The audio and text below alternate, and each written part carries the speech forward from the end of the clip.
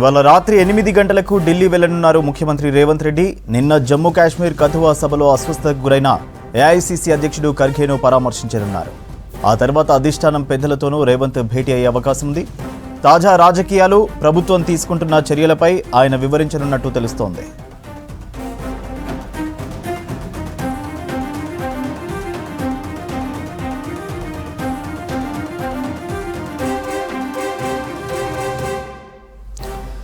ఇవాళ రాత్రి 8 గంటలకు ఢిల్లీ వెళ్లనున్నారు ముఖ్యమంత్రి రేవంత్ రెడ్డి. నిన్న జమ్మూ కాశ్మీర్ కథువా సభలో అస్వస్థతకు గురైన ఏఐసీసీ అధ్యక్షుడు ఖర్గేను పరామర్శించనున్నారు. ఆ తర్వాత అధిష్టానం పెద్దలతోనూ రేవంత్ భేటీ అయ్యే అవకాశం ఉంది. తాజా రాజకీయాలు, ప్రభుత్వం తీసుకుంటున్న చర్యలపై ఆయన వివరించనున్నట్టు తెలుస్తోంది. డీటెయిల్స్ సత్యం లైవ్ లో అందిస్తారు. సత్యం, సీఎం ఢిల్లీ టూర్కు సంబంధించి అప్డేట్స్ ఏంటి? సీఎం రేవంత్ రెడ్డి ఈరోజు రాత్రి 8 గంటలకు ఆయన ఢిల్లీ బయలుదేరి వెళ్తారు. శంషాబాద్ ఎయిర్పోర్ట్ నుంచి ఆయన ఢిల్లీ బయలుదేరుతారు.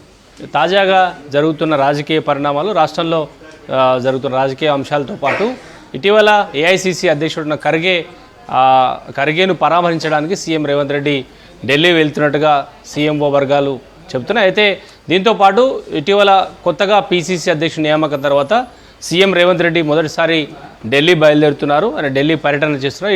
ఈ పర్యటనలో పార్టీకి సంబంధించిన కీలక నేతలతో భేటీ అయ్యే అవకాశం కూడా ఉంది. ఖర్గేతో భేటీ తర్వాత కేసీ వేణుగోపాల్, అదేవిధంగా రాహుల్ గాంధీతో కూడా ఆయన భేటీ అయ్యే అవకాశం ఉంది. ఈ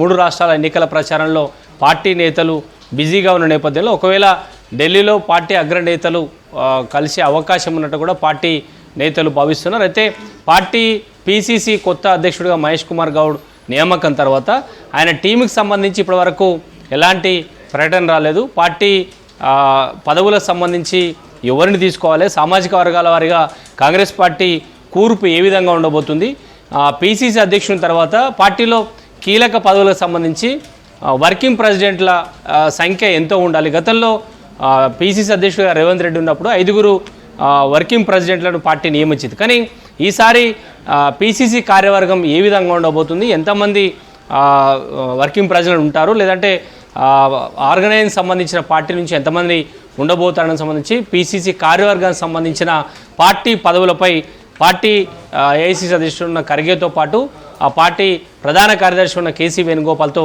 చర్చించే అవకాశం ఉంది. ఇక దీంతో పాటు పార్టీలో పార్టీ అధికారంలోకి వచ్చిన తర్వాత పెండింగ్లో ఉన్న నామినేటెడ్ పోస్టులకు సంబంధించి ఇప్పటివరకు ఒక క్లారిటీ రాలేదు. ఇప్పటికే అధిష్టానానికి సంబంధించి సీఎం రేవంత్ రెడ్డి ఇంకా మిగిలి ఉన్న ఈ పోస్టులకు సంబంధించిన అంశం లిస్టు అధిష్టానం దగ్గర ఉన్న ఇంకా భర్తీ చేయాలా, లేదా పార్టీలో మొదటి నుంచి ఉన్న వారికి ఇవ్వాలా, లేదంటే ఎమ్మెల్యేలుగా ఎంపికైన వారికి నామినేటెడ్ పోస్టులు ఇవ్వాలా, లేదంటే పోటీ చేసి ఓడిపోయిన వారికి నామినేషన్ పదవి ఇవ్వాలా లేదా అనే అంశంపై ఇంకా ఒక క్లారిటీ లేదు. కాబట్టి ఇటీవల అసెంబ్లీ ఎన్నికల్లో పోటీ చేసి ఇంకా పదవుల కోసం ఎదురు చూస్తున్న పార్టీ నేతలకు ఇంకా పెండింగ్లో ఉన్న నామినేటెడ్ పోస్టులకు సంబంధించిన ఇంకా ప్రకటన రాలేదు. కాబట్టి ఈసారి ఢిల్లీ పర్యటనలో ఈ అంశం కూడా చర్చకు వచ్చే అవకాశం ఉంది. ఇప్పటివరకు పెండింగ్ ఉన్న అంశాల్లో పార్టీ కార్యవర్గం, అదేవిధంగా నామినేటెడ్ పోస్టులకు సంబంధించిన 2 అంశాలు వాయిదా పడుతూ వస్తున్నాయి. కాబట్టి ఈరోజు ఢిల్లీ పర్యటన సందర్భంగా సీఎం రేవంత్ రెడ్డి ఏఐసీసీ అధ్యక్షుడు ఉన్న ఖర్గే, అదేవిధంగా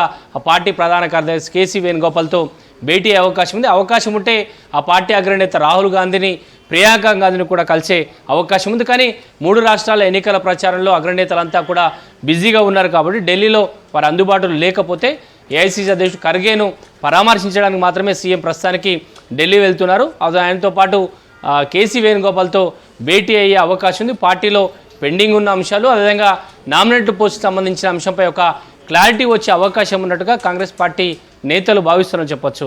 సూర్య, థ్యాంక్ యూ సత్యం.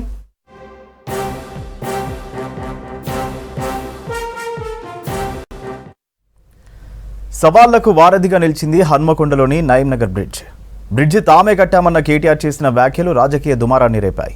అధికార ప్రతిపక్షాల నేతలు సవాల్కు ప్రతి సవాల్ విసురుకున్నారు. కాంగ్రెస్ సర్కారే బ్రిడ్జి నిర్మించిందంటూ ఆధారాలతో బ్రిడ్జిపైన చర్చకు వెళ్లారు ఎమ్మెల్యే నాయని. బీఆర్ఎస్ నేతలు రావాలని సవాల్ చేశారు. కేటీఆర్ నిజాలు తెలుసుకుని మాట్లాడాలని సూచించారు. హనుమకొండలోని నయీం నగర్ బ్రిడ్జి నిర్మాణంపై అధికార ప్రతిపక్షాల మధ్య డైలాగ్ వార్ నడుస్తుంది. బ్రిడ్జి నిర్మాణం తామే పూర్తి చేశామన్న మాజీ మంత్రి కేటీఆర్ వ్యాఖ్యలు ఇరు పార్టీల మధ్య దుమారం లేపాయి. కాంగ్రెస్ ప్రభుత్వం 8,99,00,000 రూపాయలు కేటాయించి బ్రిడ్జి నిర్మాణం పూర్తి చేయిస్తే బీఆర్ఎస్ నేతలు తామే కట్టామని గొప్పలు చెప్పుకుంటున్నారని కేటీఆర్కి కౌంటర్ ఇచ్చారు ఎమ్మెల్యే నాయిని రాజేందర్ రెడ్డి. అధికారులతో పాటు తాము రాత్రి పగలు కష్టపడి బ్రిడ్జి కట్టామని దీనిపై బహిరంగ చర్చకు రావాలని సవాల్ చేశారు. చెప్పినట్టుగానే బ్రిడ్జిపై బహిరంగ చర్చకు వెళ్లి బీఆర్ఎస్ నేతలు రాకపోవడంపై విమర్శలు చేశారు ఎమ్మెల్యే.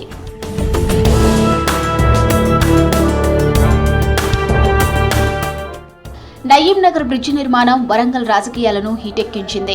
పాత బ్రిడ్జి ప్రజల అవసరాలు తీర్చలేకపోవడంతో కొత్త బ్రిడ్జి నిర్మించాలన్న డిమాండ్ తెరపైకి వచ్చింది. కానీ బ్రిడ్జి నిర్మాణాన్ని పక్కన పెట్టింది కేసీఆర్ సర్కార్. కాంగ్రెస్ ప్రభుత్వం అధికారంలోకి వచ్చాక బ్రిడ్జి నిర్మాణంపై దృష్టి సారించింది. ఎమ్మెల్యే నాయిని నిధులు మంజూరు చేయించి 4 నెలల్లోనే నిర్మాణం పూర్తయ్యేలా అధికారులపై ఒత్తిడి తెచ్చారని చెబుతున్నారు స్థానిక కాంగ్రెస్ నేతలు. నయీం నగర్ బ్రిడ్జిని మేము స్టార్ట్ చేసినాం, మేమే కట్టినాం, మేమే చేసామని చెప్పుకుంటాను రాజేందర్ రెడ్డి. మనం చేస్తే వాడు మేము చేసామని చెప్పుకుంటాను, మీరేం చేస్తారు అని చెప్పి వాళ్ళని అడుగుతాడు. 3 రోజుల కింద ఉదయం 10 గంటలకు ఆదివారం రోజు రండి ఇక్కడికి అని చెప్పిన. మరి ఇక్కడ ప్రజలు, ఇక్కడ ఉన్న ప్రతి దుకాణందారుడు, ప్రతి వాడ ఈ నయీం నగర్ వాసి ఒక్కడు చెప్పిన టీఆర్ఎస్ వాళ్ళు కేటీఆర్ వినయ్ భాస్కర్ కట్టిండు అని చెప్తే నేను రాజీనామా చేస్తా అని చెప్పిన. 10 గంటలకు ఒక్కడు రాడు నాకు తెలుసు వీళ్ళకి, ఎందుకంటే వీళ్ళు మాటలు గారెడి తప్ప వేరేది లేదు. కాంగ్రెస్ ప్రభుత్వమే బ్రిడ్జి నిర్మించిందని స్పష్టం చేశారు ఎమ్మెల్యే నాయిని రాజేందర్ రెడ్డి. ఆధారాలతో నయీం నగర్ బ్రిడ్జి పైకి వచ్చారు ఎమ్మెల్యే. బీఆర్ఎస్ నేతలు తమ సవాళ్లను స్వీకరించడం లేదని, వారి ఆరోపణలో నిజముంటే చర్చకు రావాలని డిమాండ్ చేశారు. బ్రిడ్జిపైకి మహిళా కాంగ్రెస్ నేతలు గాజులు, చీర తీసుకురావడం రచ్చకు దారితీసింది.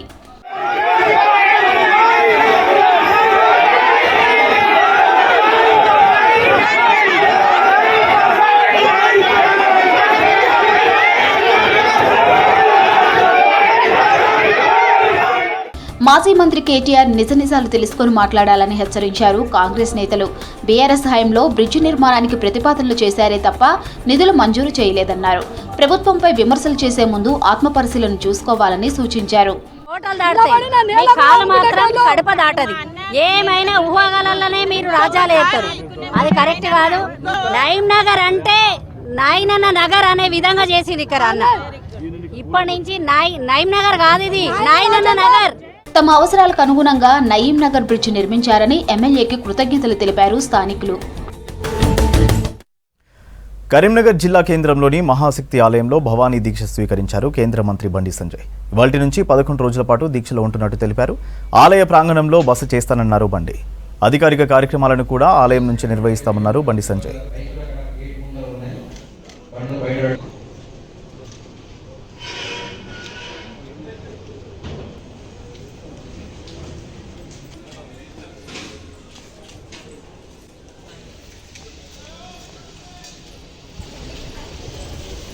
पशवो वदन्ते सानो मद्रे समोर्चन्द्रपानादितो अस्तो ओम देवलक्ष्मी सुदं तदेवतारावलं चन्द्रवरं तदेवोपव अतिदेवोपव क्रोधिनाम संवत्सरे दक्षिणा जनेः परिषदति दुर्गाणि विश्वानावेव सिन्धुन्दुरितात्यग्निः स्वामोद्य विदादनोनाम्. భద్రాద్రి కొత్తగూడెం జిల్లాలో గంజాయి తరలిస్తున్న వ్యక్తిని పోలీసులు అరెస్ట్ చేశారు. పోలీసులకు అందిన సమాచారంతో పాత మార్కెట్లో ఎక్సైజ్ ఎన్ఫోర్స్మెంట్ అధికారులు తనిఖీలు నిర్వహించారు. 37,50,000 విలువ చేసే 138 కేజీల గంజాయిని స్వాధీనం చేసుకున్నారు. నిందితుడు మహమ్మద్ ఆరిఫ్ దగ్గర నుంచి కారు, సెల్ ఫోన్ను సీజ్ చేశారు అధికారులు. గంజాయిని ఒరిస్సా రాష్ట్రం నుంచి మహారాష్ట్రకు తరలిస్తున్నట్టు గుర్తించారు పోలీసులు. ఆరిఫ్ ఇప్పటికే పలు గంజాయి రవాణా కేసుల్లో నిందితుడిగా ఉన్నట్టుగా గుర్తించారు. కేసు నమోదు చేసి దర్యాప్తు చేస్తున్నారు పోలీసులు. ఎక్సైజ్ ఎన్ఫోర్స్మెంట్ ఖమ్మం టీం ఆధ్వర్యంలో భద్రాచలంలోని ఆర్టీఎస్ చెక్ పోస్ట్ వద్ద తనిఖీలు నిర్వహిస్తున్న క్రమంలో మాకు ఒక కారు రావడం మేము గుర్తించి దాన్ని నిలుపుదల తనిఖీ చేసిన క్రమంలో మారుతి సుజుకి అనే కారులో మాకు కొన్ని బస్తాలు, తెల్లని బస్తాలు కనిపించగా వాటిని మేము తనిఖీ చేయడం జరిగింది. అందులో మొత్తం 5 బ్యాగులలో 5 బ్యాగులు ఉన్నాయి. గంజాయి అంతను చెప్పడంతో మేము కూడా నిర్ధారించిన తర్వాత వాటిని తూకం వేసి చూసిన క్రమంలో టోటల్గా 5 బస్తాలలో 138 కిలోల ఎండు గంజాయి లభించింది. తదుపరి డ్రైవర్ను విచారించిన క్రమంలో అతను మహమ్మద్ ఫరీద్ ఇతను జహీరాబాద్కు చెందిన ఇతను ఒరిస్సాలోని మల్కాన్గిరి నుంచి హైదరాబాద్కి ఇది ట్రాన్స్పోర్ట్ చేస్తున్నట్టు తెలపడం జరిగింది. అతని తదుపరి విచారణ క్రమంలో యూసఫ్ సహీద్ ఖాన్ ముంబై అనే అతను ఇతన్ని ఒరిస్సాకు పంపి 2,20,000 కొనుగోలు చేసి అతను ముంబైకి ట్రాన్స్పోర్ట్ చేయడం జరుగుతుంది. దీని వాల్యూ వచ్చేసి మనకు మార్కెట్లో 34,50,000 రూపాయలు గంజాయి వాల్యూ ఉంటుంది. టోటల్గా 37,60,000 రూపాయల విలువ గల సొత్తు ఈరోజు. పెద్దపల్లి జిల్లా గోదావరికని వన్ టౌన్ పరిధిలో 5 కిలోల గంజాయిని పట్టుకున్నారు పోలీసులు. గంజాయి తరలిస్తున్న నిందితులను అరెస్ట్ చేశారు. మొత్తం 13 మందిపై కేసు నమోదు చేశారు. గంజాయి సేవిస్తున్న 45 మందికి తల్లిదండ్రుల సమక్షంలో కౌన్సిలింగ్ నిర్వహించామన్నారు పోలీసులు. గోదావరికని ప్రాంతంలో గంజాయి డ్రగ్స్ సరఫరా చేసినా, విక్రయించినా, తాగినా కఠిన చర్యలు తీసుకుంటామని హెచ్చరించారు ఏసీపీ రమేష్. ముఖ్యమంత్రి గారి ఆదేశాల మేరకు ఈ తెలంగాణ రాష్ట్రాన్ని డ్రగ్ ఫ్రీ రాష్ట్రంగా చేసే కార్యక్రమంలో మేము భాగస్వామ్యం అవుతూ సిపి గారి ఆదేశాల మేరకు గోదావరికని డివిజన్ లోపల కూడా ఈ గాంజా అమ్మే వాళ్ళ మీద, ఇతర మత్తు పదార్థాలు అమ్మే వాళ్ళ మీద చాలా ఉక్కుపాదం మోపడం జరుగుతుంది. దీనిలో భాగంగానే మేము గంజాయి అమ్మేటోళ్ళు, సప్లై చేసే వాళ్ళ మీద చాలా కఠినంగా చర్యలు తీసుకుంటా ఉన్నాం. గత ఏప్రిల్లో అన్వర్ ఇంకొక 4 మీద ఈ గాంజాయి సప్లై చేస్తున్నారు, తీసుకొస్తున్నారు అనే దాని మీద కేసు అయ్యి వాళ్ళ దగ్గర నుంచి 2 కిలోల గాంజాయి సీజ్ చేయడం జరిగింది. దాంట్లో అప్పుడు ఈ తాండ్ర అవినాష్ అనే వ్యక్తి అప్పటి నుంచి పారిపోయి ఉన్నాడు. అతని మీద ప్రత్యేక నిఘా పెట్టి ఒక సపరేట్ బృందాన్ని ఏర్పాటు చేసి నిఘా పెట్టి ఈరోజు పట్టుకోవడం జరిగింది. అతన్ని ఒరిస్సా నుంచి ఒక 5 కిలోల గాంజాయి తీసుకొని వచ్చి ఇక్కడ డిస్ట్రిబ్యూట్ చేసే కార్యక్రమం లోపల అవినాష్ను ఈరోజు అరెస్ట్ చేసి అతని దగ్గర 5 కిలోల గాంజా సీజ్ చేసి రిమాండ్ చేయడం జరుగుతుంది. ఈ సందర్భంగా ప్రజలందరికీ విజ్ఞప్తి ఏంటంటే, గోదావరికని డివిజన్ ప్రజలకు ఈ మత్తు పదార్థాలకు సంబంధించిన ఏ చిన్న ఇన్ఫర్మేషన్ అయినా కానీ దయచేసి మాతో షేర్ చేసుకొని వారిని అరికట్టే కార్యక్రమం లోపల భాగస్వాములు కావాలని చెప్పేసి. తిరుపతి లడ్డు అపవిత్రంపై రంగారెడ్డి జిల్లా కొత్తపేటలో నిరసన కార్యక్రమాలు జరిగాయి. బీజేపీ, విశ్వ హిందూ పరిషత్ ఆధ్వర్యంలో హిందూ సంఘాలు, కార్పొరేటర్లు, కార్యకర్తలు ధర్నా చేశారు. ఆ తర్వాత మానవహారం నిర్వహించి గోవిందనామాలు స్మరించారు. తిరుమల పవిత్రతను దెబ్బతీసిన దోషులను వెంటనే శిక్షించాలని డిమాండ్ చేశారు. జిల్లా బీజేపీ అధ్యక్షులు సామరంగారెడ్డి దేవాలయాల నిర్వహణ బాధ్యత ధార్మిక సంఘాలకు అప్పగించాలని చెప్పారు. అన్ని ఆలయాల్లోనూ అన్యమత ఉద్యోగులను తొలగించాలని డిమాండ్ చేశారు నేతలు.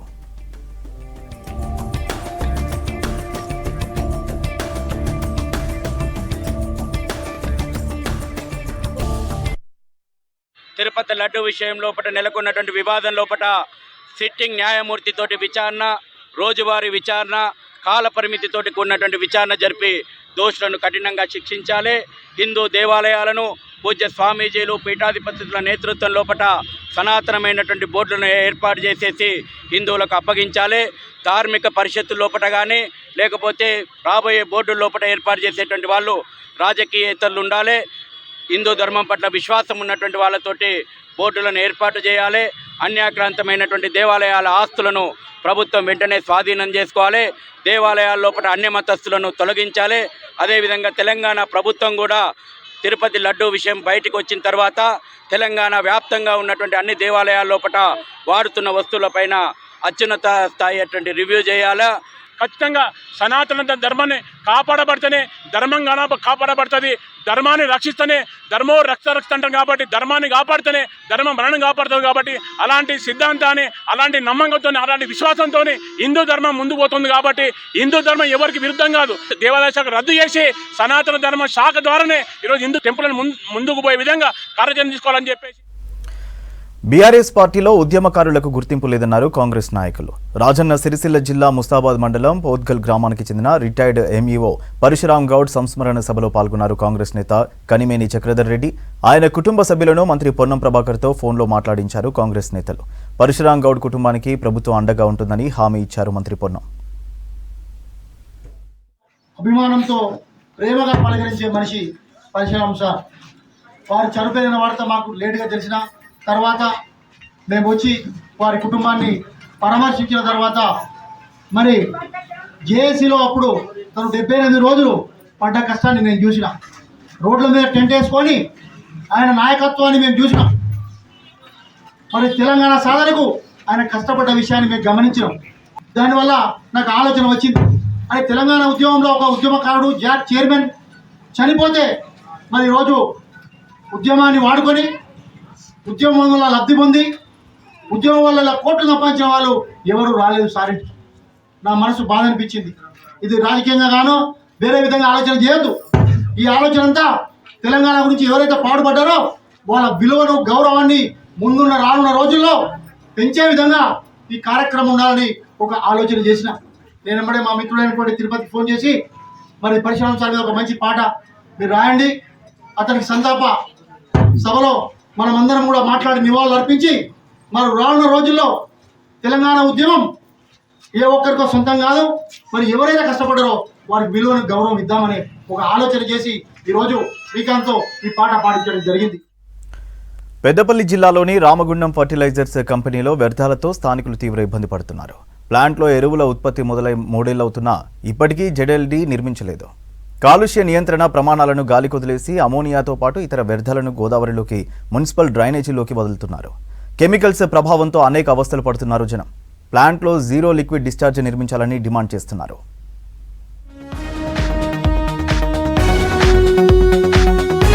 పెద్దపల్లి జిల్లా Ramagundam fertilizers and chemicals limited సంస్థ కాలుష్య నియంత్రణ ప్రమాణాలను గాలికి వదిలేసి ప్రజల ప్రాణాలతో చెలగాటమాడుతుందన్న ఆరోపణలున్నాయి. ప్లాంట్ నుంచి చుక్క నీరు బయటకు రాదని, వ్యర్థాల ఊసే ఉండదని, ఉత్పత్తికి వినియోగించిన నీటిని శుద్ధి చేసి ప్లాంట్ టౌన్షిప్ లో మొక్కల పెంపకానికి వినియోగిస్తామని ప్రజాభిప్రాయ సేకరణలో చెప్పింది సంస్థ యాజమాన్యం. ఏడాదిలో జీరో లిక్విడ్ డిశ్చార్జ్ నిర్మిస్తామని కాలుష్య నియంత్రణ మండలికి హామీ ఇచ్చింది. ప్లాంట్లో ఉత్పత్తి మొదలై 3 ఏళ్లు గడుస్తున్నా ఇప్పటికీ ZLD నిర్మించలేదు. గతేడాది 328 కోట్ల నికర లాభాలను ఆర్జించిన RFCL ZLD నిర్మాణానికి 170 కోట్లు పెట్టేందుకు వెనకాడుతుంది. దీంతో ప్లాంట్ నుంచి వచ్చే అమోనియాతో పాటు ఇతర వ్యర్థాలతో తీవ్ర ఇబ్బంది పడుతున్నారు స్థానికులు.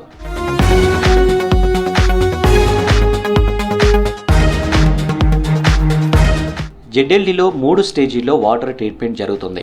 మొదట ప్లాంట్ నుంచి వెలువడిన పొల్యూటెడ్ వాటర్ నుంచి వ్యర్థాలను తొలగిస్తారు. ఆ తర్వాత వాటిని ఘన రూపంలోకి, ద్రవ రూపంలోకి మార్చుతారు.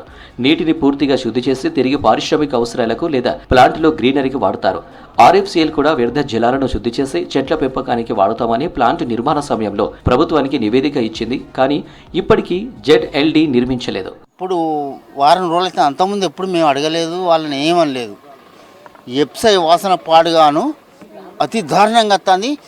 గీడికి వచ్చిన వాళ్ళే కళ్ళు బగ్గ మండుతున్నాయి. మాకు అతి దారుణంగా వస్తుంది వాసన. మరి ఏం చేస్తారో కానీ మొన్న వాళ్ళు వచ్చిరట, చూసిరట, చెప్పిరట. దారుణం. ఈ మనుషులు ఉంటారా సత్తారా తెలియదు, నాకు అర్థం అర్థమవుతలేదు. అంత దారుణం అవుతుంది. కాదు ఎప్సై ఫ్యాక్టరీ నుంచి వస్తుంది, అక్కడి నుంచే మందు చేస్తారు కాబట్టి అక్కడి నుంచే నీళ్ళు వస్తున్నాయి. మత్తు వాసన తట్టుకోలేకపోయినాం. మొన్న 3 రోజులు అయితే ఇట్లా తట్టుకోలేకపోయినాం. మోస్తారు దమ్ము రాక డాక్టర్ తీసుకొచ్చి సూదేసిండు కౌన్సిలర్, పాత కౌన్సిలర్. విన్నారా? గట్లా అయింది మా పరిస్థితి. ఇక్కడ ఒక ఆయన అటాక్ వచ్చి వచ్చిండు. ఈ వాసనకు తట్టుకోలేము, ఈ భరించలేము మేము అంతే. ప్లాంట్లో వెలువడే రసాయనిక వ్యర్థాలను నేరుగా గోదావరిలోకి వదులుతుంది RFCL. రీసెంట్ గా ప్లాంట్ నుంచి అమోనియాను నేరుగా మున్సిపల్ డ్రైనేజీలోకి వదిలేశారు. దీంతో అమోనియా ఘాటుకు వేల మంది జనం ఉక్కిరిబిక్కిరయ్యారు. ఘటనపై సంస్థ యాజమాన్యం మాత్రం నోరు మెదపడం లేదని ఆవేదన వ్యక్తం చేస్తున్నారు స్థానికులు. చిన్న పరిశ్రమల్లోనూ ఉత్పత్తికి ముందే ZLD నిర్మిస్తామని, కానీ RFCLలో ఇప్పటికీ ఆ ఊసే ఎత్తడం లేదంటున్నారు. మా డివిజన్లో ఈ విషవాయువు లెక్క తయారై మనుషుల ప్రాణాలతో చెలగాటమాడుతాను. ఈ అమోనియం ఈ డ్రైన్లో కలపొద్దని మేము ఎఫ్సీ యజమాని డిమాండ్ చేస్తున్నాం. ఇదే కాకుండా ఇంకొకటి మన OC5 OC3 వల్ల కూడా మేము బ్లాస్టింగ్ మధ్యాహ్నం 3:30 బ్లాస్టింగ్కు ఇళ్లలోకి వెళ్ళి బయటికి రావడం జరుగుతుంది భయానికి. మేము దీన్ని వెంటనే ఆపాలని కోరుకుంటున్నాం. ఫర్టిలైజర్ ఇండస్ట్రీతో నీటి కాలుష్యం జరుగుతుందని ఆగ్రహం వ్యక్తం చేస్తున్నారు స్థానికులు. ముఖ్యంగా అమోనియా వ్యర్థాలతో ఇండస్ట్రీ పక్కనే ఉన్న 12, 13, 35 డివిజన్లలో దుర్వాసనతో ఇబ్బంది పడుతున్నామన్నారు. గతంలోనూ అమోనియా లీకేజ్ అయిందని, అప్పుడు ఆందోళనలు చేయడంతో ZLD నిర్మిస్తామని హామీ ఇచ్చారని చెప్పారు. కానీ ఆ తర్వాత ఇచ్చిన హామీని గాలికి వదిలేశారని విమర్శిస్తున్నారు జనం. 2 రోజులకు ఎక్కువ వస్తుంది, మధ్యలో మాత్రం కొద్దిగా జర మామూలు వస్తుంది. ఈ వాసనకు ఆయాసం వస్తుంది. దమ్మంతా మన ఉరికి ఆగినట్టుగా వస్తుంది. నేను కూడా వెళ్ళే బాబా అని అన్నాడు. ఓపెన్గా చూద్దాం ఇవి కలితే మాకు మొత్తం ఇక మేము మొత్తం ఎందుకంటే రోగాల కింద పడిపోతాను. అయ్యా కళ్ళపడ నీళ్ళు కడతాను ఆ వాసన వచ్చినప్పుడు. ఆ మొత్తం ఆవిరి ఆవిరత్తాంది. ఇన్నేళ్ళ వాటి లేనిది ఇప్పుడు ఎందుకు రావాలి? ఈ వాసన అయితే రావద్దు తప్పకుండా. ఏదో నోటి చేయాలి, రద్దు చేయాలి. లేకుంటే ఏం చేయాలనో అది చేసేస్తా. నేను ఎవరికి భయపడా. ఎఫ్సీకి వచ్చి నేను ఏ ధర్నా చేయాలనో ఆ ధర్నా చేస్తా. అయ్యా నీ బాంచను మాకు అయితే వాసన రాకుండా చేయాలి. ఈ కాలువ ఇటు రావద్దు. ఆర్ఎఫ్సీఎల్ వ్యర్థ జలాలను శుద్ధి చేయకపోవడంతో వాటిలో అమ్మోనియాతో పాటు ఇతర ప్రమాదకరమైన కెమికల్స్ ఉంటున్నాయని తెలిపారు స్థానికులు. దీంతో గోదావరి జలాలు, సమీప భూగర్భ జలాలు కలుషితం అవుతున్నాయని ఆవేదన వ్యక్తం చేస్తున్నారు. వాసన రావట్టి పోయిన శుక్రవారం నుంచి వాసన వస్తుంది, తట్టుకోలేకపోతున్నాం. మేము ఇంట్లో పోయినా వాసన వస్తుంది, మేము ఏమన్నా బతుకుతామా? వాసన వచ్చినప్పుడు మాకు ఆశపడతలేదు, అస్సలు ఆశపడతలేదు సారు. మేము ఇంట్లో ఉండన్నా అది అనిపిస్తుంది. కళ్ళు మండుడు, వాసన వచ్చుడు. కొంతమంది ఒకరించుకుంటారు, మరి ఎన్నడు రానందుకు వాసన వస్తే ఎఫ్సై కొరకే వాసన వస్తుంది బాగా. ఎప్పుడు రాలే నీళ్ళు వచ్చేది, నీళ్ళు వస్తే అద్దాని చూతన్నాం. కానీ ఇక నీళ్ళు వస్తే ఉన్నది లేనిది కొట్టుకుపోయిందని సపడాకుంటే ఈ వాసన భరించలేకపోతున్నాం. గబ్బు వాసన వస్తుంది. ఇదే ఈ కాలువ వాసన అంటే దాని వాసన రావట్టే మేము బతుకుతామా? ఎవ్వరు రాలే. ఈ కాలువ చేయబట్టి మాకు పానాలు మంచిగా ఉంటలేవు. ఆసన వస్తుంది పొద్దున దాకా తెల్లని దాకా నడుచుడే. అవి కాలువలు తీసుడు లేదు, ఏది లేదు. నీళ్ళు వస్తున్నాయి.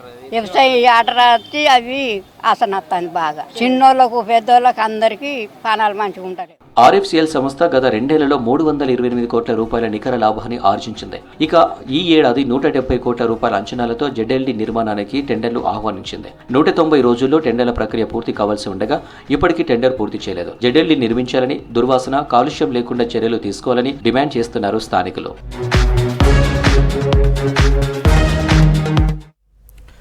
వరంగల్ కేఎంసీ ఎంజీఎం హాస్పిటల్లో ఇన్ఛార్జీల పాలనలో అంతా అస్తవ్యస్తంగా మారింది. మెడికల్ కాలేజీకి ప్రిన్సిపల్, హాస్పిటల్కు సూపరింటెండెంట్ను నియమించినా వారు ఇప్పటికీ బాధ్యతలు తీసుకోలేదు. దీంతో హాస్పిటల్లో వైద్య సేవల పర్యవేక్షణ కరువైంది. అటు కేఎంసీలో విద్యాబోధన కుంటుపడుతోంది.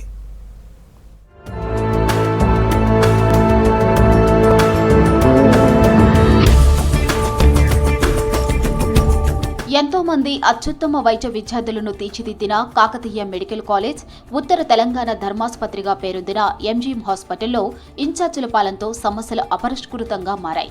ఎంజీఎం సూపరింటెండెంట్గా డాక్టర్ స్వర్ణకుమారి, కేఎంసీ ప్రిన్సిపాల్గా డాక్టర్ మురళీకృష్ణ నియమిస్తూ ఉత్తర్వులు జారీ చేసింది ప్రభుత్వం. జీవో వచ్చి 2 నెలలవుతున్నా ఇప్పటికీ వారు బాధ్యతలు తీసుకోలేదు. దీంతో అటు హాస్పిటల్, ఇటు మెడికల్ కాలేజ్ ఇన్ఛార్జీల ఆధ్వర్యంలోనే నడుస్తున్నాయి. దీంతో డాక్టర్లు ఎవరికి వారి యమునా తీరే అన్న చందంగా వ్యవహరిస్తున్నారన్న ఆరోపణలు ఉన్నాయి. మరోవైపు హాస్పిటల్లో వైద్యం అందక ఇబ్బందులు పడుతున్నారు పేషెంట్లు.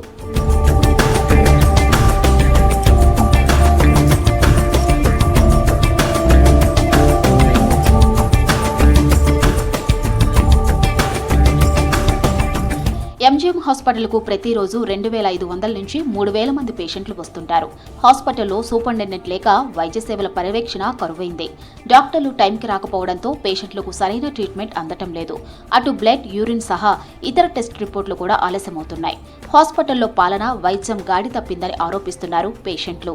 పర్యవేక్షణ అధికారి అనేటువంటి అతను లేకపోవడం మూలంగా సరైనటువంటి సమయంలో ఈరోజు వైద్యులు రావడం లేదు, ఉద్యోగస్తులు రావడం లేదు. అదేవిధంగా అక్కడ వైద్యాధికారులకు సంబంధించినటువంటి స్టాఫ్ నర్సులు కానీ వీళ్ళు కానీ ఎవరు కూడా సరిగా వైద్యం అందించలేనటువంటి పరిస్థితి ఉంది. అదే కాకుండా ఈరోజు అక్కడ పరిపాలన యొక్క పర్యవేక్షణ లేకపోవడం మూలంగా అస్తవ్యస్తంగా తయారైంది. వైద్య విద్యలో ప్రతిభ చాటుకున్న కేఎంసీకి రెగ్యులర్ ప్రిన్సిపల్ నియమించింది ప్రభుత్వం. కానీ ప్రిన్సిపల్ గా డాక్టర్ స్వర్ణకుమారి ఛార్జ్ తీసుకోవడంతో doctor Ram Kumar Reddy in charge principal గా కొనసాగుతున్నారు. మెడికల్ కళాశాలపై పర్యవేక్షణ లేకపోవడంతో ప్రొఫెసర్లు సమయానికి రాక బోధన కుంటుపడుతుందని వాపోతున్నారు విద్యార్థులు. అటు కాలేజీ కాంట్రాక్ట్ ఉద్యోగులకు వేతనాలు అందక ఇబ్బంది పడుతున్నారు. ఏదైనా ఆర్డర్స్ ఏదైనా ఇష్యూ చేయాలి అనుకుంటే పర్మనెంట్ ప్రిన్సిపల్ ఉంటేనే అది వ్యాలిడ్ ఉంటుంది. కాబట్టి చాలా ఇబ్బందికరంగా ఉన్నది. ముఖ్యంగా వచ్చేసి మా స్టూడెంట్స్కి కూడా కొన్ని ఫైనాన్షియల్గా రిలేటెడ్ కొన్ని సమస్యలు ఉన్నాయి. అవి కూడా చెప్పుకుందాం అనుకుంటే లైక్ వీల్ అవ్వటం లేదు. మన ఫెస్ట్ జరుగుతుంది, దానికి కూడా వీల్ అవ్వటం లేదు. అలాగే కొన్ని డెవలప్మెంట్స్ కూడా ఆగిపోయి ఉన్నాయి. కాబట్టి వైద్య ఆరోగ్య శాఖ ఎంత త్వరగా దీన్ని పరిష్కరిస్తే అంత మంచిదని కోరుకుంటున్నాం. మాకు ఎంత త్వరగా వీలైతే అంతవరకు పర్మనెంట్ ప్రిన్సిపల్స్ని అపాయింట్ చేయాలని కోరుకుంటున్నాము. ఎంజీఎంలో పేషెంట్లకు మెరుగైన వైద్యం అందించేందుకు కృషి చేస్తానన్నారు ఇన్ఛార్జ్ సూపరింటెండెంట్ డాక్టర్ మురళి. అందరితో సమన్వయం చేసుకుంటూ హాస్పిటల్లో బెటర్ ట్రీట్మెంట్ అందేలా చూస్తానని చెప్పారు. 2 బాధ్యతలు అంటే సూపరింటెండెంట్ చైర్లో కూర్చున్న వాళ్ళమంతా కూడా ఇప్పుడున్న ఇష్యూస్ అడ్రస్ చేయాలంటే ఫుల్ టైం ఇక్కడే స్పెండ్ చేయాల్సి వస్తుంది. సో నా క్లినికల్ వర్క్ నేను తక్కువ టైం స్పెండ్ చేయగలుగుతున్నాను. ఫుల్ టైం ఇక్కడే సూపరింటెండెంట్ చార్జెస్ చూస్తూ హాస్పిటల్ వ్యవహారాలు చూడడంలోనే నా టైం అంతా కలుస్తుంది అనమాట ఇక్కడ. కాబట్టి నేను టీచింగ్ వైపు కొంత సమయాన్ని కేటాయించలేకపోతున్నాను. డిపార్ట్మెంట్లో కొంచెం అడిక్వేట్ ఫ్యాకల్టీ ఉన్నారు ఎనస్థీషియా డిపార్ట్మెంట్లో. కాబట్టి నాకు అదర్ ప్రొఫెసర్స్ మేనేజ్ చేస్తున్నారు. కాకతీయ మెడికల్ కళాశాల ఎంజీఎం ఆసుపత్రిపై ప్రభుత్వం దృష్టి సారించాలంటున్నారు జిల్లా ప్రజలు. ఎగువన పడుతున్న వర్షాలతో కడెం ప్రాజెక్టు నిండుకుండలా మారింది. ప్రాజెక్టులోకి వరద నీరు చేరడంతో నీటి మట్టం భారీగా పెరుగుతోంది. కడెం ఆయకట్టు రైతులకు యాసంగికి సాగునీరు అందించే ప్రణాళికలు సిద్ధం చేస్తోంది సర్కార్.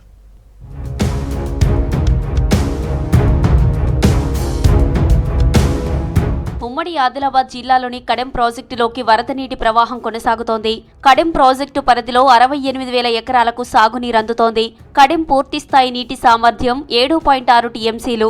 ప్రాజెక్టు పూర్తిస్థాయి నీటి మట్టం 700 అడుగులకు 689 అడుగులుగా ఉంది. ప్రాజెక్టులోకి 2 రోజుల్లో దాదాపు 10 లక్షల క్యూసెక్కుల వరద నీరు చేరింది. గత సోమవారం ప్రాజెక్టులోని 18 ఫ్లడ్ గేట్లు ఓపెన్ చేసి 2 లక్షల క్యూసెక్కుల వరద నీరు దిగువకు విడుదల చేశారు. గత 3 ఏళ్లుగా ప్రాజెక్టు నీటి మట్టం పూర్తి స్థాయికి చేరుకుంటోంది. గతంలో పోయిన సంవత్సరము చాలా మటుకు లీకేజ్ ఉండడం వల్ల డ్యామ్ నుంచి చాలా మటుకు వృధాగా నీళ్ళు వెళ్ళిపోయినాయి. కానీ కడెం ఆయకట్టు కింద సుమారుగా 68,000 ఎకరాల భూమి ఉంటుంది. గతంలో కొంచెం రైతులకు నష్టం జరిగింది. ఈసారైనా కొంచెం రబీకి నీళ్ళు అందించాలని ప్రభుత్వాన్ని కోరుతున్నాం. ఈసారి కొంచెం డ్యాము మరమ్మతుల వల్ల కొంచెం నీరు కూడా బాగా ఆగింది. పర్లేదు ఈసారి బాగా ఇబ్బంది అయింది. ఏసైకి కూడా పంటలు వండలేదు. ఇప్పుడైతే ఆనకాలంగా పుష్కలంగా నీళ్ళు ఉన్నాయి. 2వ పంటకైతే నీళ్ళు ఇవ్వాలి. కాంగ్రెస్ వాళ్ళు మొన్న గెలిచిండ్రు కాబట్టి మరమ్మతులు మొత్తం చేసి కొట్టుకపోకుండా నీళ్ళు ఆపుడైతే నీళ్ళు మంచిగా ఆపుతుర్రు. ఇది కూడా ఆపాలని మేము కోరుకుంటున్నాం. నీళ్ళు ఏసాంగి అయితే ఇవ్వాలి నీళ్ళు రైతులకు. ఈసారి మాత్రం అయితే మంచిగానే ఉన్నాయి. ఎందుకంటే రబీలా అంతకుముందు గేట్లు లీకేజ్తో ప్రభావంతో లీకేజ్తో పోతుండే. కానీ ఈసారి అంటే ఈ వచ్చే క్రాప్కు ఏసంగికి లీకు లేకుండా ఉన్నాయి కాబట్టి వచ్చే క్రాప్ కూడా మంచిగానే ఇస్తారని ఆశిస్తున్నాం. అధికారులు అయితే చెప్తున్నారు ఒకవైపు. ఈ ఏడాది మహారాష్ట్రలో పడిన వర్షాలతో వరద నీరు కడెం ప్రాజెక్టుకు భారీగా చేరింది. మహారాష్ట్ర ప్రాంతంతో పాటు ఆదిలాబాద్ జిల్లాలో చిక్మాన్ ప్రాంతంలో విస్తారంగా వర్షాలు కురిస్తేనే కడెం ప్రాజెక్టు పూర్తిస్థాయి నీటి మట్టానికి చేరుతుంది. అలాగే ఉమ్మడి ఆదిలాబాద్ జిల్లా పరిధిలోని క్యాచ్మెంట్ ఏరియాల్లో వర్షాలు కురుస్తుండటంతో కడెం ప్రాజెక్టు నీటి పరిస్థితి ఆశాజనకంగా మారింది. ఈ ఖరీఫ్లో కడెం ఆయకట్టుకు కెనాల్స్ ద్వారా 68,000 ఎకరాలకు సాగునీరందించారు. ఖరీఫ్ చివరలో కడెం ప్రాజెక్టు నిండు కుండలా మారడంతో రైతులు హర్షం వ్యక్తం చేశారు. అయితే ప్రతి సంవత్సరం ఏంటంటే హాలిడేస్ ప్రకటించే వాళ్ళు రబీలో మేము పంటలు ఏసంగి పంటలు వేసుకోలేని పరిస్థితి కేవలం నీళ్ళు ఆగకపోవడం వల్లనే. ఈసారి ఫుల్ స్టోర్ ఉన్నది మనకు నీళ్లు. అనుకున్నంత స్థాయిలో మనకు ప్రాజెక్టులో వాటర్ ఉన్నాయి కాబట్టి ఈసారి రబీకి నీళ్లు విడుదల చేస్తే రైతులు మేమందరం ఆనందం వ్యక్తం చేసే పరిస్థితి ఉన్నది. పంటలు పండించుకునే పరిస్థితి ఉన్నది. ఈసారి తప్పకుండా ఈ సంవత్సరము మరమ్మతులు చేయబట్టి మనకు రైతులకు చాలా లాభదాయకం ఈసారి ఉన్నది. అంటే ఈ పంటలకు కూడా వాళ్ళు లెక్క ప్రకారంగా నీళ్లు ఇస్తున్నారు సార్. కడెం రైతాంగాన్ని కింద ఉన్నటువంటి ఆయకట్టు కింద ఉన్నటువంటి రైతాంగాన్ని ఆదుకోవడానికి కోసం ప్రభుత్వం కూడా కోట్ల రూపాయలు ఖర్చు పెట్టి ఈరోజు గేట్లు ప్రాజెక్టు మొత్తం కూడా నిర్మాణం పూర్తి స్థాయిలో కూడా లీకేజ్ లేకుండా చేయడం జరిగింది. దానివల్ల వాటర్ పుష్కలంగా కూడా స్టోరేజ్ ఉన్నది. ఆ స్టోరేజ్ ఉండడం వల్ల ఈరోజు 2 పంటలకు నీరు అందించే అంత స్టోరేజ్ ఉన్నది. కడెం ప్రాజెక్టులో మహారాష్ట్రతో పాటు ఆదిలాబాద్ జిల్లాలో విస్తారంగా కురిసిన వర్షాలతో భారీగా వరద నీరు చేరింది. భారీగా ఇన్ఫ్లో వచ్చిన సమయంలో గేట్లు మొరాయిస్తే ఇబ్బందులు తప్పడం లేదు. గతేడాది జూలై 11న 692 అడుగులు నీరు ఉండగా ఒక్కసారిగా ఎగువ నుంచి 6 లక్షల క్యూసెక్కుల వరద నీరు చేరింది. మరుసటి రోజు జూలై 12న ప్రాజెక్టులోని 18 వరద గేట్లలో 4 గేట్లు మొరాయించాయి. 14 గేట్లు ఓపెన్ చేసి 3 లక్షల క్యూసెక్కుల నీరు దిగువ ప్రాంతానికి విడుదల చేశారు. వరద ఫ్లో పెరగడంతో 2 గేట్ల కౌంటర్ వెయిట్లు దెబ్బతిన్నాయి. వరద ఉధృతికి 2, 3 నంబర్ వరద గేట్ల కౌంటర్ వెయిట్లు కొట్టుకుపోయాయి. 8 నెలల కిందట గేట్ల రిపేర్స్కి 9 కోట్లు నిధులు రిలీజ్ చేశారు. ప్రాజెక్టుకు పొంచి ఉన్న ముప్పుతో నిరంతరం ప్రాజెక్టును పర్యవేక్షిస్తున్నారు అధికారులు. 7 టీఎంసీల నీళ్ళు ఆల్మోస్ట్ 6.6 టీఎంసీ ఉన్నది. మనం ఒక రోజు స్టోర్ చేస్తే అయిపోతుంది. సెప్టెంబర్ వరకు మనకు క్లీన్ ఇన్ఫ్లోస్ వస్తాయి. మనం ఇప్పుడు ఆల్రెడీ 20 రోజులు ఖరీఫ్ యాక్షన్ ప్లాన్ ముందుగానే వాటర్ రిలీజ్ చేసినాయి, ఎందుకంటే రబీ ముందుకు సాగాలని. సో రైతులకు కన్వీనియంట్గా ఉండడానికే ఖరీఫ్ను ముందుకు జరిపి 15 రోజులు ముందుకెళ్ళి 800 క్యూసెక్లు 900 క్యూసెక్లు కెనాల్ దగ్గర ఇచ్చినాం. తీరం మంచిర్యాల వరకు వెళ్తున్నది. మన 100% ఖరీఫ్ రబీ ఇస్తుంది, నో డౌట్. కడెం ప్రాజెక్టు నీటి సామర్థ్యం ఆశాజనకంగా ఉందన్నారు రైతులు. ప్రాజెక్టులోకి భారీగా వరద నీరు రావడంతో రెండో పంటకు సాగునీరు అందుతుందన్నారు అన్నదాతలు. కడెం ప్రాజెక్టులోకి భారీగా వరద నీరు రావడంతో ఆయకట్టు రైతులు హర్షం వ్యక్తం చేశారు. కరీంనగర్, మెదక్, నిజామాబాద్, ఆదిలాబాద్ ఉమ్మడి జిల్లాల గ్రాడ్యుయేట్, ఉపాధ్యాయ ఎమ్మెల్సీల పదవీకాలం వచ్చే ఏడాది మార్చి 29న ముగియనుంది. దీంతో ఎమ్మెల్సీ ఎన్నికల నిర్వహణకు ఈసీ సన్నాహాలు చేస్తోంది. ఇక ఈ 2 ఎమ్మెల్సీ స్థానానికి పలువురు ప్రైవేటు విద్యాసంస్థల చైర్మన్లు పోటీకి రెడీ అవుతున్నారు.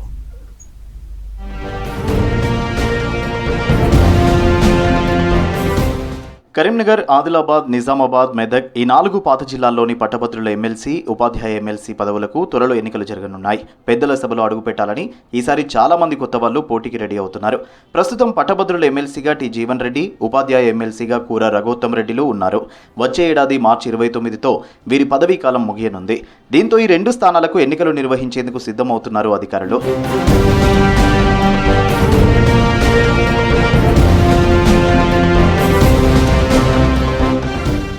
ఈసారి ఎమ్మెల్సీ స్థానాలపై పలువురు ప్రైవేటు విద్యాసంస్థల అధినేతలు కన్నేశారు. ఇప్పటికే కరీంనగర్ జిల్లా కేంద్రానికి చెందిన 3 విద్యాసంస్థల చైర్మన్లు పోటీ చేస్తున్నట్లు ప్రకటించి ప్రచారాలు ప్రారంభించారు. ఆల్ఫోర్స్ విద్యాసంస్థల చైర్మన్ నరేందర్ రెడ్డి పట్టభద్రులతో సమావేశాలు నిర్వహిస్తున్నారు. ఈయనకు పోటీగా తెలంగాణ ప్రైవేటు విద్యాసంస్థల యాజమాన్యాల సంఘం రాష్ట్ర అధ్యక్షుడు యాదగిరి శేఖర్రావు టీచర్లను ప్రసన్నం చేసుకునే పనిలో పడ్డారు. మానేరు విద్యాసంస్థల చైర్మన్ కడారి అనంతరెడ్డి కూడా ఎన్నికల్లో పోటీ చేస్తున్నట్టు ప్రకటించారు.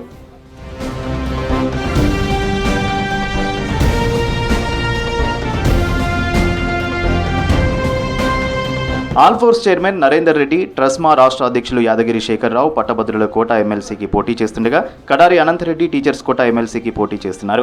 ఈ ముగ్గురు 3 ప్రధాన పార్టీల మద్దతు కోరుతున్నారు. నరేందర్ రెడ్డి కాంగ్రెస్ టికెట్ ఆశిస్తుండగా శేఖర్రావు బీఆర్ఎస్ తరపున పోటీ చేసేందుకు ఆసక్తి చూపిస్తున్నారు. ఇక అనంతరెడ్డి తనకు బీజేపీ అండగా ఉంటుందని, ప్రభుత్వ ప్రైవేటు టీచర్ల అండతో కమలం పార్టీ తరపున పోటీ చేస్తానని ప్రకటించారు. విద్యా వ్యవస్థ పైన పరిపూర్ణమైన అవగాహన ఉన్న నాకు, నిరుద్యోగుల పట్ల పరిపూర్ణమైన అవగాహన ఉన్న నన్ను మీరు ఖచ్చితంగా మా శాసన మండలికి పంపిస్తారని ఆశిస్తున్నాను. మరి ఇప్పుడే అడుగుపెట్టాను నేను. నాకు తెలుసు రాజకీయంలోకి అడుగుపెట్టామంటే ఇది పూల బాట కాదు, ఒక బురదలో అడుగుపెట్టానని నాకు తెలుసు. ఖచ్చితంగా తెలుసు బురదలో నన్ను బొర్లిస్తారని కూడా నాకు తెలుసు ఈ సమాజం. అయినా అవన్నీ ఫేస్ చేయడానికి రెడీ అయ్యే దీనిలోకి వచ్చానని చెప్పేసి నేను మీ అందరికీ కూడా విన్నవించుకుంటున్నాను. మరి స్వతంత్ర అభ్యర్థి అంటే ఆశామాషి కాదు. 42 కాన్స్టిట్యూషన్లు ఉన్నాయి, 42 మంది ఎమ్మెల్యేలు ఉంటారు. అలాగే దాదాపు మండలాలు 600 మండలాలు దాదాపు ఉంటాయి. మరి ఇన్ని మండలాల వ్యవస్థలో, ఇంత వ్యవస్థలో మనం అందరం కూడా ముందుకు వెళ్ళాలి అంటే మీ ఆశీర్వాదం, మీరందరూ కూడా నన్ను ఆశీర్వదించాల్సిన అవసరం, ఆవశ్యకత ఉంది. 2 సంఘాల విషయంలో ఇప్పుడు ఇక్కడ ఉన్న ఒక సంఘం కనపడతా ఉంది, ఇంకో సంఘం కూడా బయట పోతాం కూర్చున్నాను అక్కడ. ఆ 2 సంఘాలను తీసుకొని ప్రెసిడెంట్, సెక్రటరీ తీసుకొని నా ప్రొఫైల్ ఇవ్వడానికి కిషన్ రెడ్డి గారి దగ్గరికి పోవడం జరిగింది. ఎందుకంటే నేను బీజేపీ టికెట్ కోసం నేను ట్రై చేస్తా ఉన్నాను. పోయినప్పుడు మా 2 సంఘాలు కలిపి మీరు అనంతరెడ్డి గారికి మీరు టికెట్ ఇస్తే 200% గెలిపించుకొస్తాము అని వారికి చెప్పడం జరిగింది. కరీంనగర్లో ఇప్పటికే వీరు ఎన్నికల ప్రచారం ప్రారంభించారు. గ్రాడ్యుయేట్లకు ఓటరు నమోదు ఫారాలు అందజేస్తున్నారు. తమను గెలిపిస్తే ఏం చేస్తారో ఓటర్లకు వివరిస్తున్నారు. నిరుద్యోగులకు జాబ్ క్యాలెండర్, ఉద్యోగులకు డిఏలు, ప్రైవేటు విద్యాసంస్థల్లో పనిచేస్తున్న గ్రాడ్యుయేట్ టీచర్లు, లెక్చరర్లకు మంచి వేతనాలు, ఉద్యోగ భద్రత కల్పిస్తామని హామీలు ఇస్తున్నారు. మరికొందరు నిరుద్యోగులకు పుస్తకాలు పంచుతుంటే ఇంకొందరు బోర్వెల్స్ వేయించడం, ఇతర సేవా కార్యక్రమాలు చేస్తున్నారు. అంతేగాక కాంగ్రెస్ టికెట్ ఆశిస్తున్న నేతలంతా స్థానిక మంత్రులైన పొన్నం ప్రభాకర్, శ్రీధర్ బాబు మద్దతు కోసం తాపత్రయపడుతున్నారు. ఇక బీజేపీ బండి సంజయ్ సపోర్ట్ కోసం ప్రయత్నాలు చేస్తున్నారు. నేను అందరికీ గ్యారంటీ ఇస్తున్నాను, నిరుద్యోగులకు ఖచ్చితంగా ఏ సంవత్సరం అయితే నోటిఫికేషన్ పడుతుందో అప్పుడే ప్రిలిమినరీ కావచ్చు, మెయిన్స్ కావచ్చు, ఇంటర్వ్యూస్ కావచ్చు, రిక్రూట్మెంట్ ఎప్పుడు ఉంటుందో చెప్పి తూచా తప్పకుండా ఉద్యోగాలు వచ్చే పరిస్థితికి నిరుద్యోగులకు నేను బాసటగా ఉంటానని చెప్పేసి తప్పకుండా నేను కోరుతున్నాను. అలాగే ఎడ్యుకేషన్ యాక్ట్ 2009లో వచ్చింది, అది ఇప్పటికీ కూడా మన దగ్గర ప్రవేశపెట్టలేదు. చాలామంది ప్రెస్ మీట్లు అడుగుతూ ఉంటారు, మీరు ఎడ్యుకేషన్ యాక్ట్ వచ్చింది కదా, ఎందుకు విద్యా చట్టాన్ని ఎందుకు సవరణ చేశారు, ఎందుకు మీ దగ్గర ఇంప్లిమెంట్ చేయట్లేదని అడుగుతూ ఉంటారు. మరి 4-5 ఎందుకు ఫ్రీ ఇవ్వట్లేదని అడుగుతూ ఉంటారు. కానీ చట్టం అమలు చేయలేదు. కొన్ని 7 రాష్ట్రాలు మాత్రమే చట్టాన్ని అమలు చేశాయి.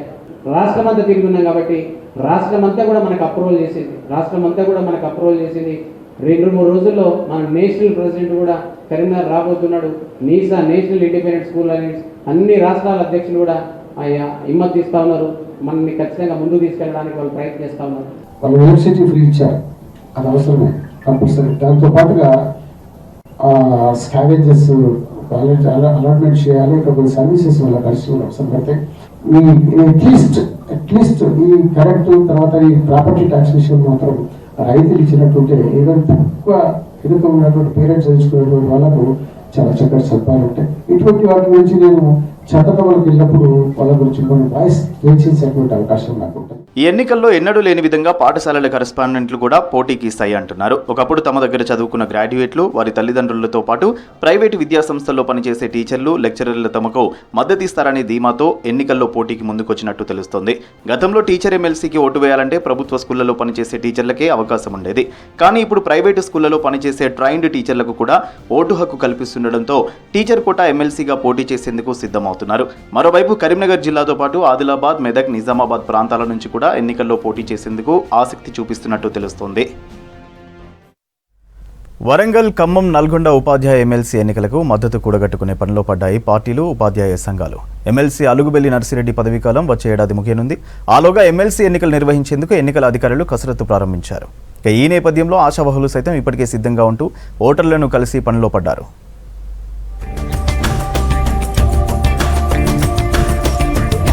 వరంగల్, ఖమ్మం, నల్గొండ ఉపాధ్యాయ ఎమ్మెల్సీ టికెట్ కోసం ప్రయత్నాలు మొదలుపెట్టారు ఆశావహులు. ఆయా ఉపాధ్యాయ సంఘాల నుంచి టికెట్ దక్కించుకుని పోటీ చేసేందుకు కసరత్తు చేస్తున్నారు. ఇక్కడి నుంచి ఎమ్మెల్సీగా కొనసాగుతున్న అలుగుబెల్లి నర్సిరెడ్డి పదవీకాలం 2025 మార్చి 29తో ముగియనుంది. ఈ నేపథ్యంలోనే ఎన్నికల నిర్వహణకు ఈసీ సన్నాహాలు చేస్తుండగా ఓటర్లను కలుసుకుంటూ గ్రౌండ్ ప్రిపేర్ చేసుకుంటున్నారు ఆశావహులు.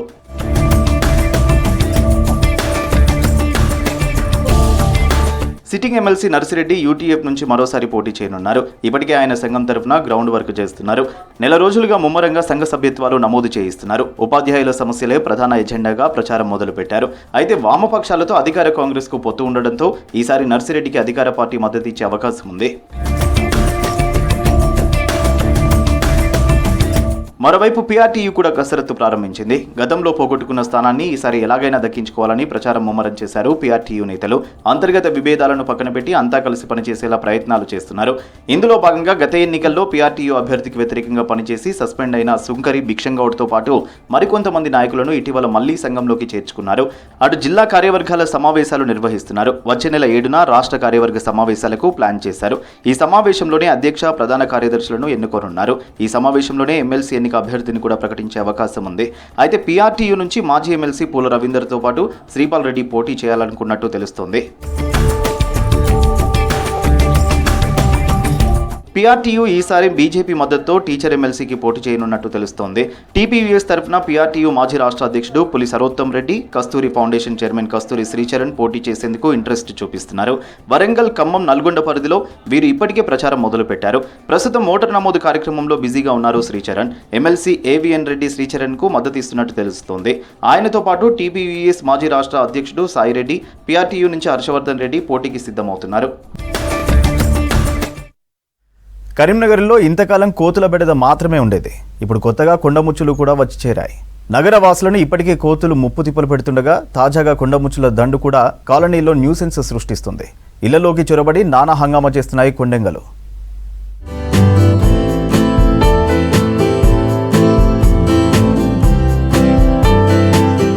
కరీంనగర్లో 2-3 ఏళ్లుగా కోతుల బెడద పెరిగిపోయింది. సిటీలో చాలా చోట్ల కోతులు వీరంగం సృష్టిస్తున్నాయి. కోతుల సమస్య పరిష్కరించక ముందే పట్టణంలోకి కొండెంగలు వచ్చి చేరాయి. దాదాపు 20 దాకా కొండముచ్చులు సిటీలో తిరుగుతున్నాయి. ఓవైపు కొండముచ్చులు, మరోవైపు కోతులు జనాలను తీవ్ర ఇబ్బందులు పెడుతున్నాయి. ఫంక్షన్ హాల్, సినిమా థియేటర్లను అడ్డాగా చేసుకుని హంగామా చేస్తున్నాయి కొండెంగలు.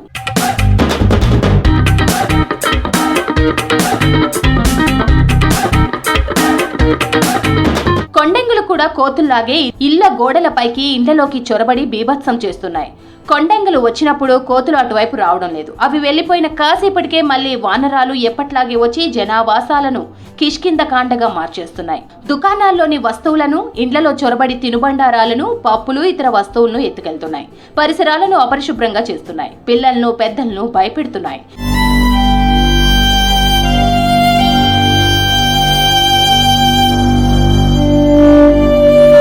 కోతులతో పాటు కొండెంగల బెడదను తగ్గించాలని అధికారులను కోరుతున్నారు నగరవాసులు. లేదంటే వాటి సంతతి పెరిగి పరిస్థితి మరింత ఇబ్బందికరంగా మారుతుందంటున్నారు.